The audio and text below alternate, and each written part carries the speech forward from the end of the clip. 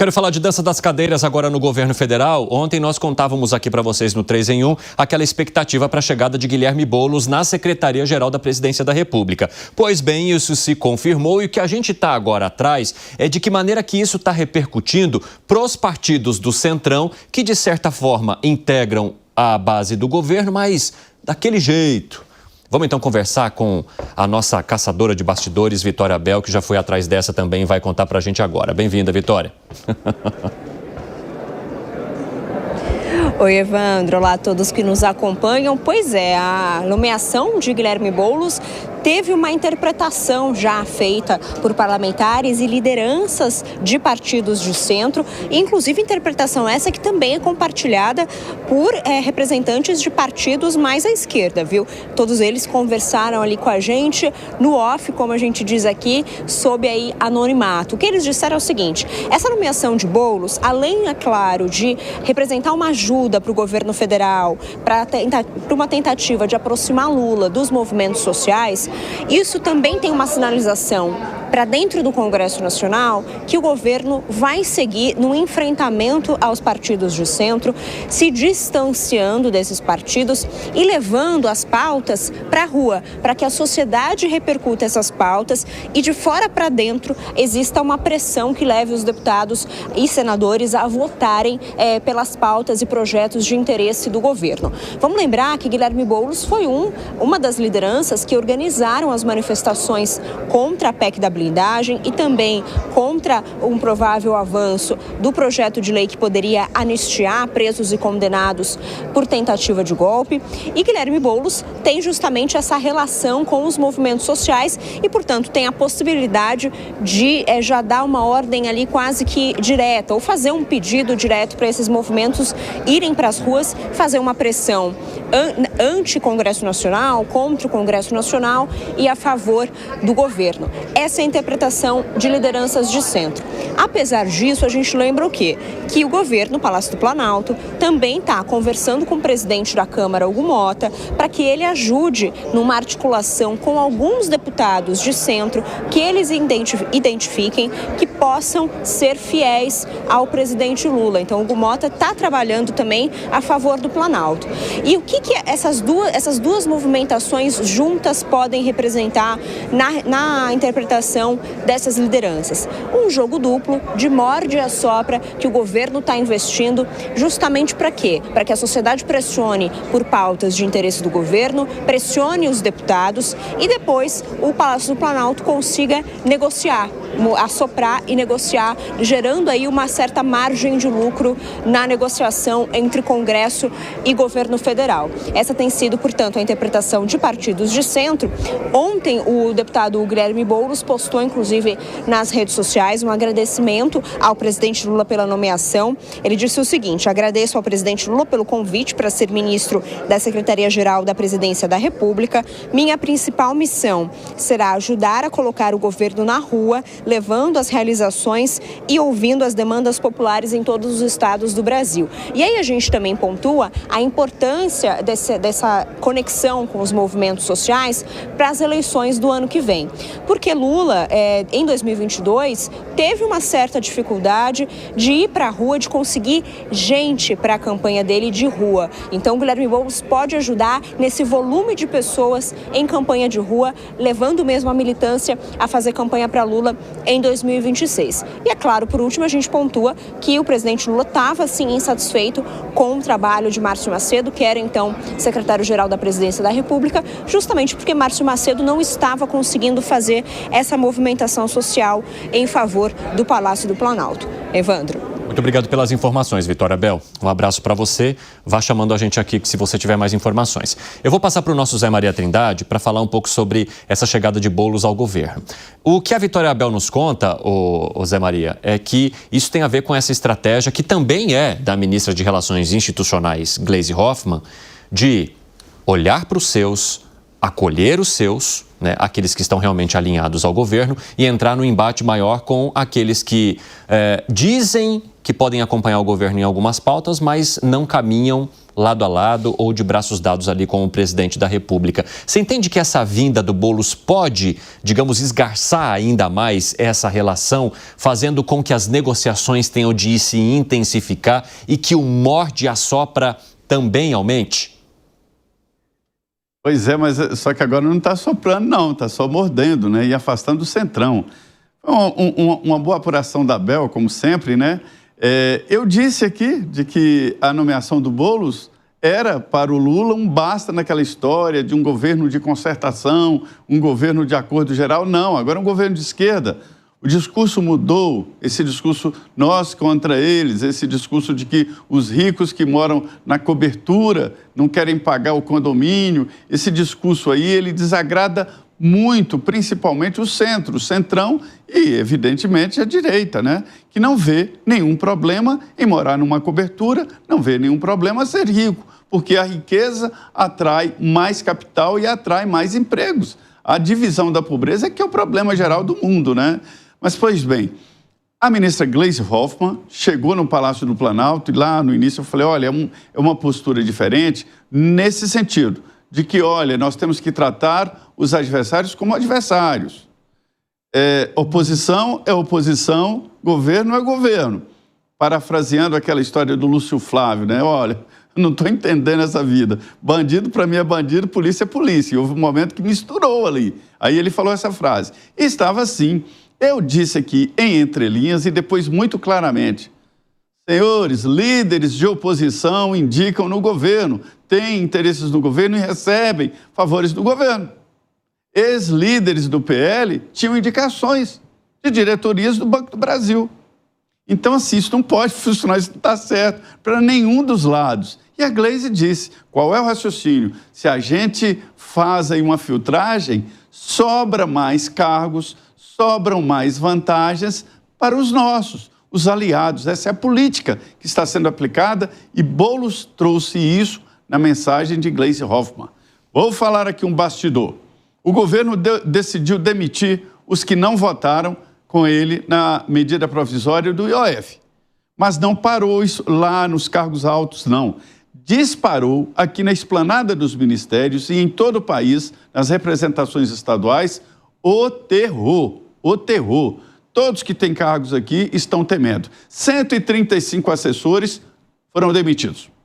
Houve um levantamento. Quem indicou quem aqui na esplanada dos ministérios? Ah, fulano indicou, Crivella. Crivella indicou, cortaram.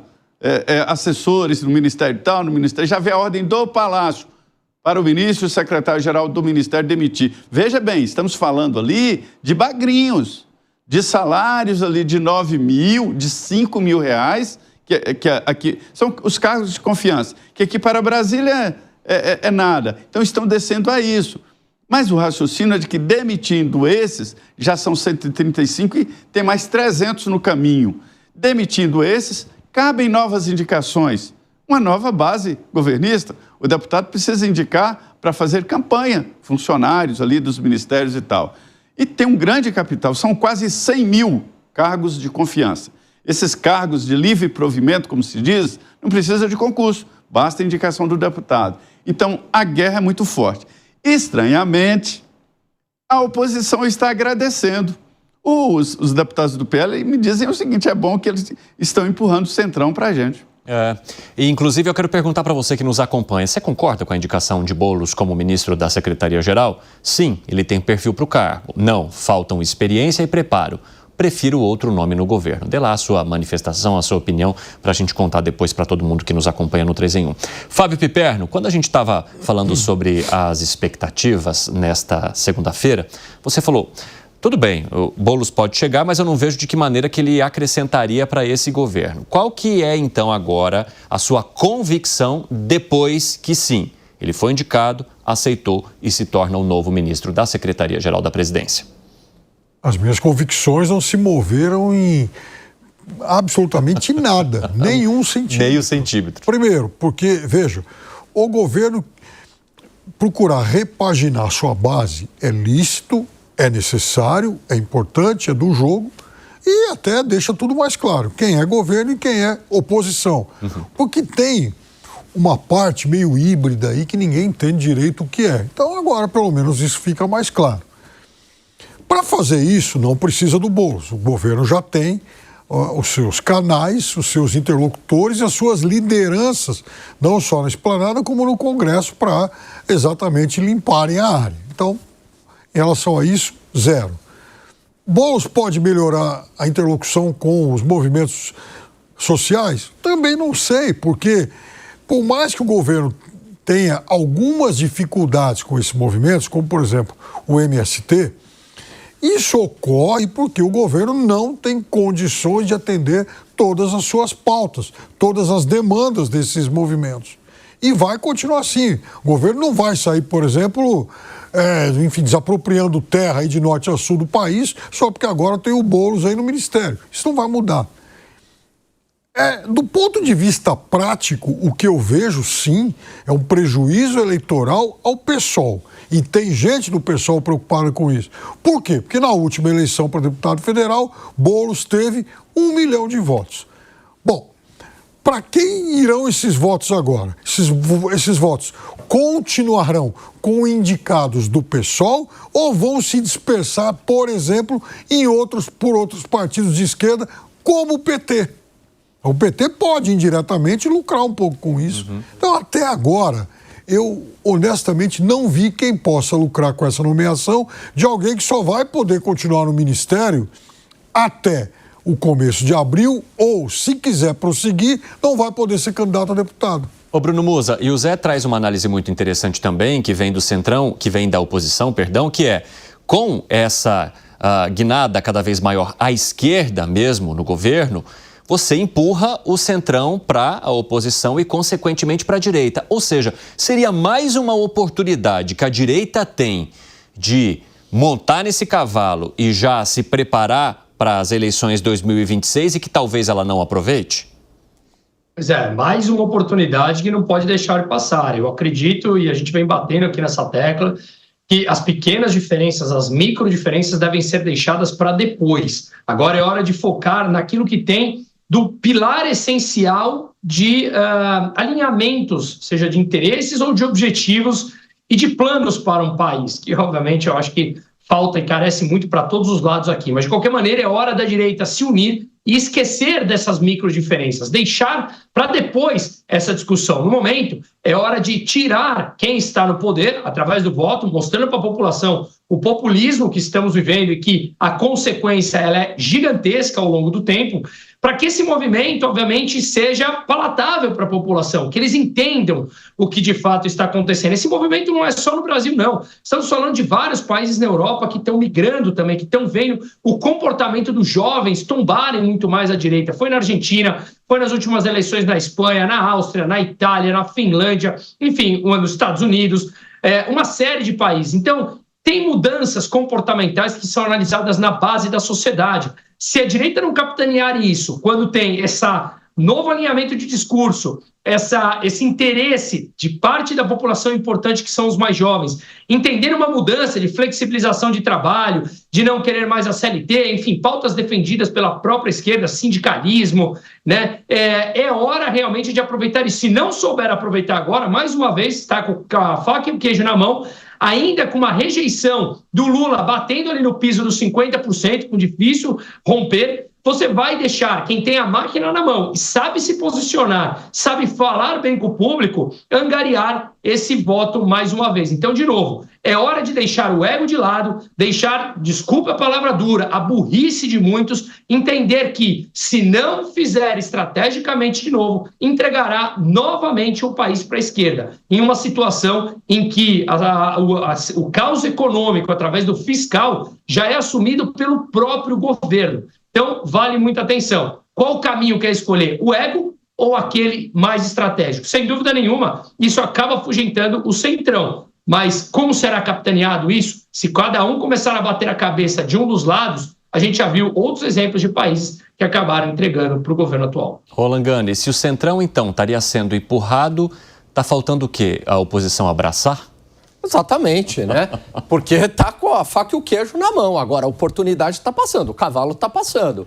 Porque, veja, o que o Piperno trouxe aqui, eu concordo absolutamente com o que o Mussa falou, eu também não vejo um ganho eleitoral colocando Boulos no governo. Mas eu vejo que o Lula não está muito preocupado com isso, Evandro. Na verdade, o Lula quer disputar a sua 4ª eleição à vontade. E o que é disputar à vontade? Eu vou muito na linha do que o Zé falou, que é voltar para as suas origens. É disputar como ele gostaria de disputar, sem fazer concessão com o Centrão, sem fazer aliança. É fazer o discurso de 1989, lógico, né? Trazido aqui para o século XXI. Mas é aquele discurso do nós contra eles de 1989.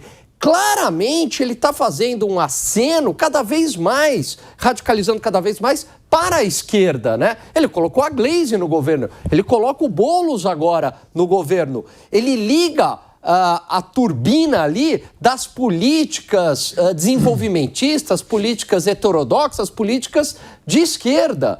E é lógico que agora a direita tem a oportunidade, tem a chance de se contrapor a esse discurso, de se contrapor a essas medidas. Então o Mussa está absolutamente correto, o cavalo está passando aí. Agora, precisa organizar o discurso, precisa organizar a artilharia, porque do jeito que está, o Lula está nadando de braçada.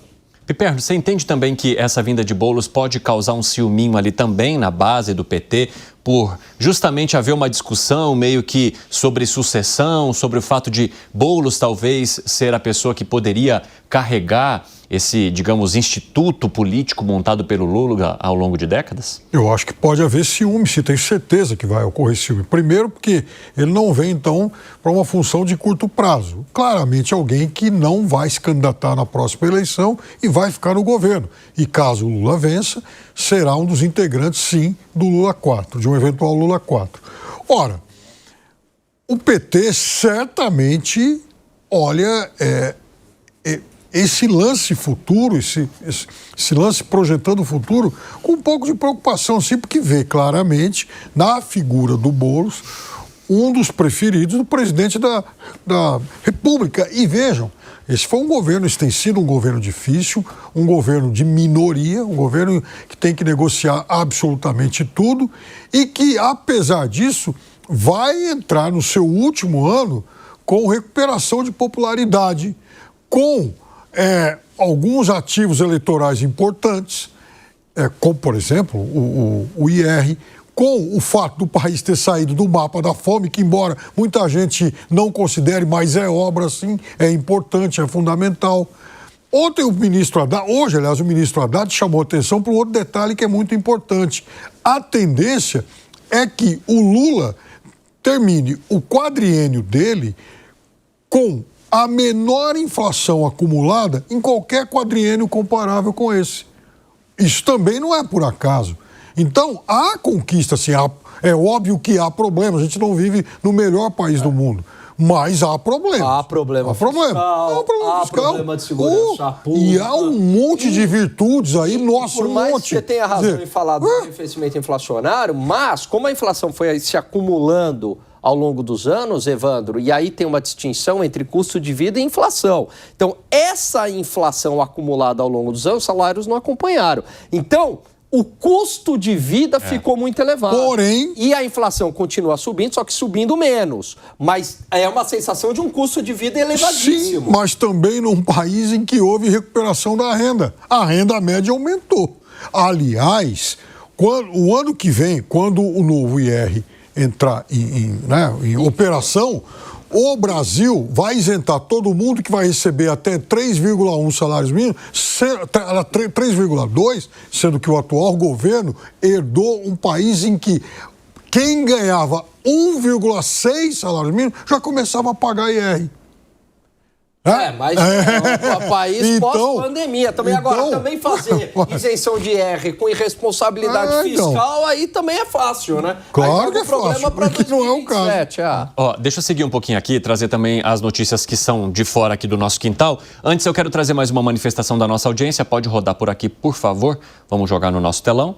É o Luiz. Boa tarde a todos da bancada da Jovem Pan News. Eu posso perder o lanche da tarde, Evandro, mas não perco o 3 em 1. Beleza, valeu, viu, Luiz? Mas não precisa não, já prepara o lanche antes e vai comendo enquanto você acompanha o nosso 3 em 1. Valeu, abraço para você, até a próxima, fique conosco.